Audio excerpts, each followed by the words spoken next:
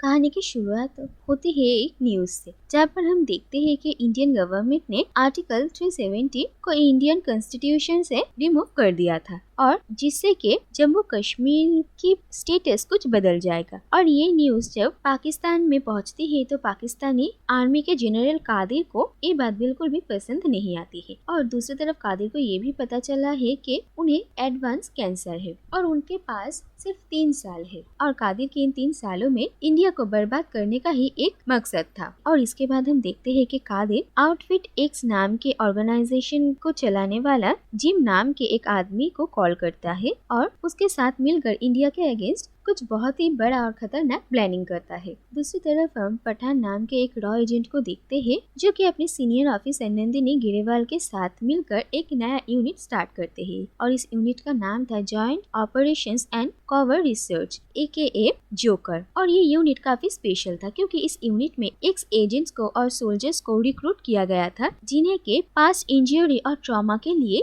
Retire होने में मजबूर किया गया था, लेकिन वो देश के लिए अभी भी काम करना चाहते हैं। और कर्नल सुनील लूथरा के परमिशन से ही पठान और नंदिनी ये यूनिट स्टार्ट करते हैं। और इसके बाद पठान अपनी टीम के साथ मिलकर काम करने लगते हैं और उन्हें आउटफिट एक्स के इंडिया को नुकसान करने के मिशन के बारे में पता चलता है और वो लोग ये खबर निकालते हैं कि आउटफिट एक्स इंडिया के प्रेसिडेंट के ऊपर एक साइंटिफिक कॉन्फ्रेंस में अटैक करने वाले हैं। और पठान अपनी टीम के साथ दुबई पहुंचता है और वहाँ पर वो लोग इंडिया के प्राइम मिनिस्टर को बचाने की कोशिश कर रहे थे, लेकिन इसके बाद ही उन्हें जिम की असली प्लानिंग के बारे में पता चलता है। जिम दरअसल इसी साइंटिफिक कॉन्फ्रेंस में आने वाले 2 साइंटिस्ट डॉक्टर साहानी और डॉक्टर फारूकी को किडनैप करने वाला है। और फिर पठान जिम को रोकने के लिए जाता है, लेकिन जिम और पठान के बीच मारपीट होती है और पठान अपने एक एजेंट को भी खो देता है। और फिर जिम पठान को हराकर वहाँ से डॉक्टर साहानी को किडनैप करके लेकर जाने में कामयाब हो जाता है। और इसके बाद पठान को कर्नल लूथरा से ये पता चलता है कि जिम एक फॉर्मर रॉ एजेंट थे और उन्होंने अपने करियर में बहुत ही बहादुरी वाला काम किया था, लेकिन इसके बाद ही जिम और उसकी प्रेग्नेंट वाइफ को सोमालियन टेररिस्ट किडनैप कर लेते हैं और उन दोनों की जान के बदले में वो टेररिस्ट इंडियन गवर्नमेंट से बहुत बड़ा रैंसम मांगते हैं, लेकिन गवर्नमेंट किसी भी टेररिस्ट के साथ कोई भी सौदा करने के लिए मना कर देते हैं। और इसके बाद जिम के आंखों के सामने उसकी वाइफ को मार डाला जाता है और उसे भी मरा हुआ समझकर एक जगह पर फेंक दिया जाता है, लेकिन जिम किसी तरीके से बच जाता है। और दूसरी तरफ इंडियन गवर्नमेंट को कभी भी जिम की बॉडी नहीं मिली थी और जिम को वीर पुरस्कार से सम्मानित किया जाता है, लेकिन जिम अपनी जिंदा रहने की खबर छुपाता है और वो इंडिया से अपनी फैमिली की मौत का बदला लेने का ठानता है। और इसके बाद ही वो एक एक करके एक्स ऑफिसर्स को इकट्ठा करके आउटफिट एक्स नाम का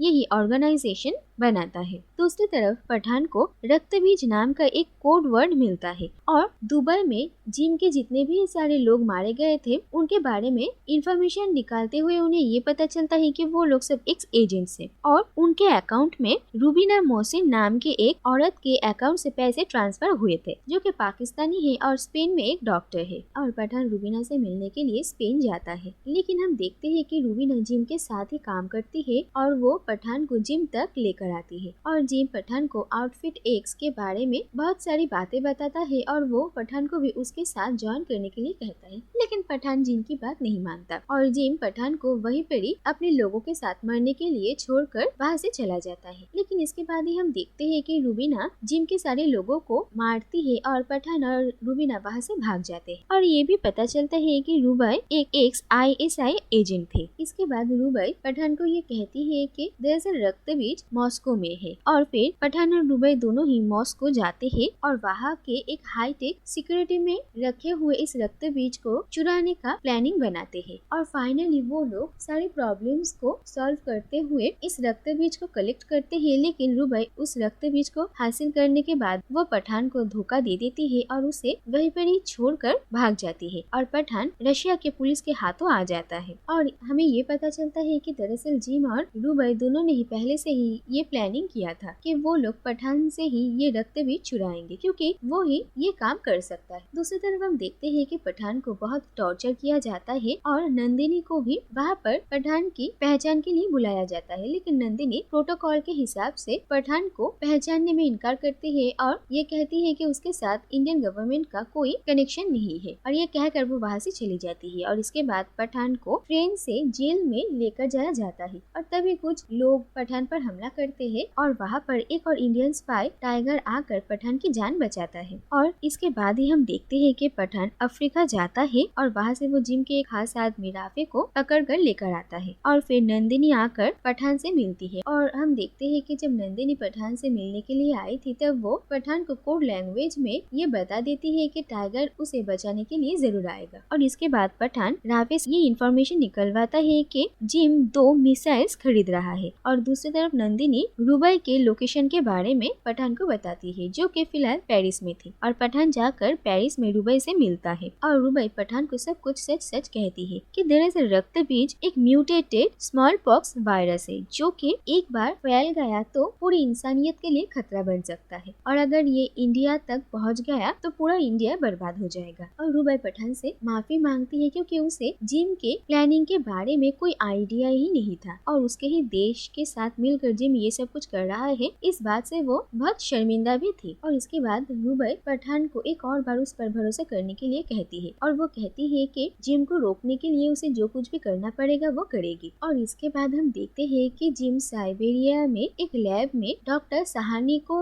यूज करके ये वायरस बनाता है। और फिर हम देखते हैं कि पठान अपने टीम के साथ जिम के इसे लैब में अटैक कर देते हैं और जिम इस वायरस के दोनों ऑर्ब में से एक ऑर्ब लेकर भागने में कामयाब होता है और दूसरा ऑर्ब पठान के पास आ जाता है। और पठान जिम को पकड़ने के लिए उसे चेज भी करता है, लेकिन बीच में रुबई की जान मुसीबत में आ जाती है और पठान जिम को जाने देता है और रुबई की जान बचा लेता है। इसके बाद वो लोग इस ऑर्ब को इंडिया लेकर आते हैं, जिससे कि वो लोग इस ऑर्ब से इस वायरस की वैक्सीन डेवलप कर सके। और हम देखते हैं कि लैब में डॉक्टर फारूकी इस ऑर्ब को ओपन करते हैं, लेकिन ओपन करने के बाद वहाँ पर उन्हें कुछ भी नहीं मिलता और उस वक्त नंदिनी भी वहाँ पर मौजूद थी। और इसके बाद ही हम देखते हैं कि जिम उन लोगों को वीडियो कॉल करता है और कहता है कि इस ऑर्ब से जो वायरस स्प्रेड होना था वो हो चुका है और इस लैब में मौजूद सारे लोग अब इन्फेक्टेड है और धीरे धीरे उन लोगों में इन्फेक्शन के सिम्टम्स दिखने भी लगते हैं। और इमीडिएटली इस लैब को सील कर दिया जाता है और नंदिनी और बाकी सारे साइंटिस्ट खुद को शूट कर लेते हैं, जिससे कि ये वायरस बाहर तक ना पहुंचे। और इसके बाद ही इस लैब को बॉम्ब से उड़ा दिया जाता है और नंदिनी और बाकी सारे साइंटिस्ट की ये सैक्रिफाइस देखकर पठान और सारे सोल्जर्स उन्हें बहुत रिस्पेक्ट देते हैं और जिम को रोकने के लिए वो सब मोटिवेटेड होते हैं। और इसके बाद देखा जाता है कि जिम 24 घंटे के अंदर कश्मीर से सारे इंडियन सोल्जर्स को इवैक्यूएट करने का अल्टीमेटम देता है, नहीं तो वो यही वायरस का और इंडिया के किसी भी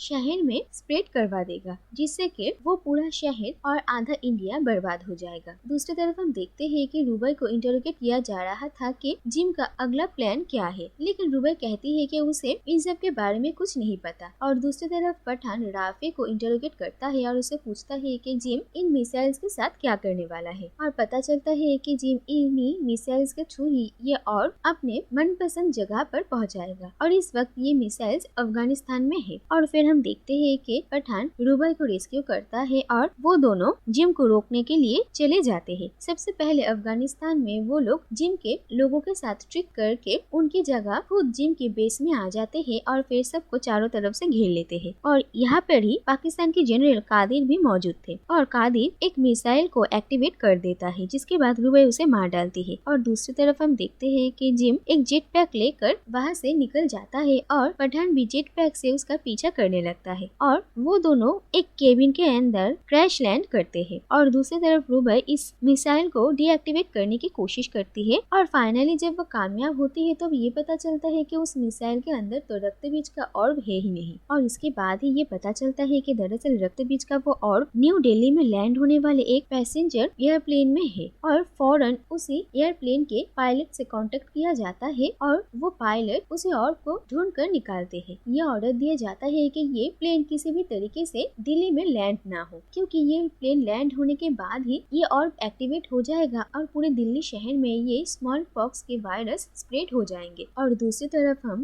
पठान और जिम को उसी केबिन में देखते हैं और जिम के पास ही इस ऑर्ब का डिटोनेटर था और वो इस ऑर्ब को एक्टिव कर देता है। और इसके बाद देखा जाता है कि पठान और जिम के बीच फाइटिंग होती है और फाइनली पठान जिम से वही डिटोनेटर लेने में कामयाब हो जाता है और पठान इस ऑर्ब को डीएक्टिवेट कर देते हैं और दूसरी तरफ जिम की ऊंचाइयों से गिरकर मौत हो जाती है और पठान और जोकर टीम अपने मिशन में कामयाब होती है। इसके बाद देखा जाता है कि कुछ दिन बीत चुके हैं और नंदिनी के बाद अब पठान को जोकर टीम का हेड बनाया जाता है और एजेंट नंदिनी ग्रेवाल को उनकी बहादुरी के लिए वीर पुरस्कार से सम्मानित किया जाता है। और आखिर में हम पठान और टाइगर को एक दूसरे से बात करते हुए देखते हैं कि आगे उन लोगों के सामने बहुत सारी मुसीबतें हैं, लेकिन उन लोगों की अब उम्र हो चुकी है तो उन्हें नए एजेंट्स को काम करने का मौका देना चाहिए और खुद रिटायर्ड हो जाना चाहिए। लेकिन इसके बाद वो लोग अपना डिसीजन बदलते हैं और सोचते हैं कि जब तक उन लोगों में दम है तब तक वो लोग उनके सामने आने वाले मुसीबतों से लड़ेंगे। और टाइगर पठान को कहता है कि वो भी एक बहुत बड़े मिशन में जा रहे हैं और उन्हें भी पठान की मदद की जरूरत पड़ने वाली है और तब पठान को जाना पड़ेगा। और इसी के साथ ये कहानी यहीं पर ही खत्म हो जाती है।